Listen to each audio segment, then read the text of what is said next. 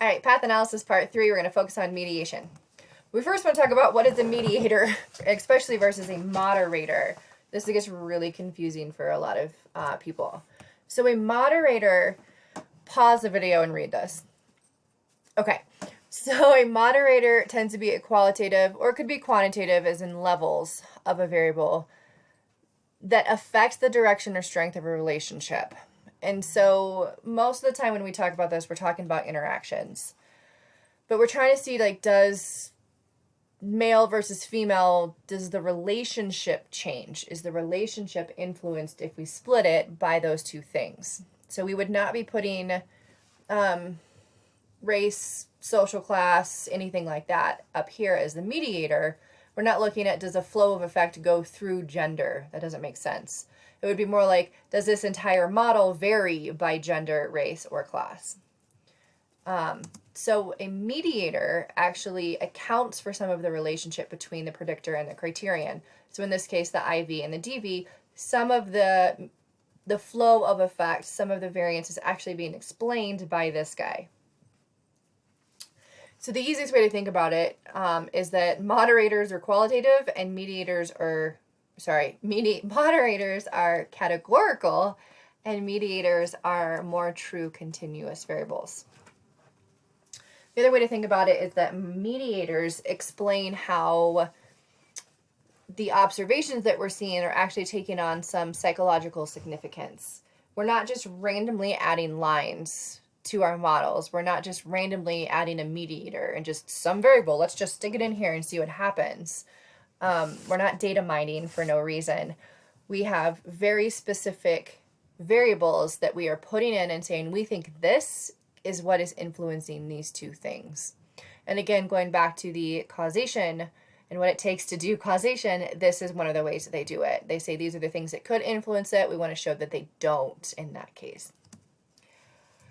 So you can think about it this way. Moderators specify if a certain effect is going to hold. So does this relationship, does this model vary by gender? Is it different for male, for female, for trans? Or mediators start talking about kind of the how and why some things occur. So when we are starting to do mediation, first of all, we are exploring this intentionally. There is a very specific intention for drawing this model. And we start by saying, okay, does math ability predict interest in math major as a start? Does that predict that? And if we say yes, then we can start looking at other things, like does math self-efficacy influence that? So if you have a high math ability, but you don't believe in yourself and believe in your ability, does that affect your math major interest? Versus people who have maybe a low math ability, but high self-efficacy in math, maybe they have a different pathway for math interest. So if we run this model and we have all three of those pathways are significant, that means that math self-efficacy is a partial mediator. So math ability to here is still significant, but some of the effect, and then this is significant and this is significant.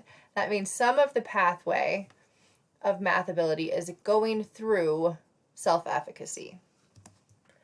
If we had this instead, where this pathway from ability to self-efficacy is not significant, that is a broken pathway, and that means that there is no mediation occurring.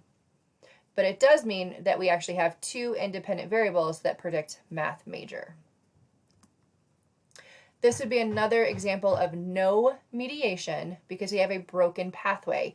In this case, math self-efficacy does not predict math interest in math major.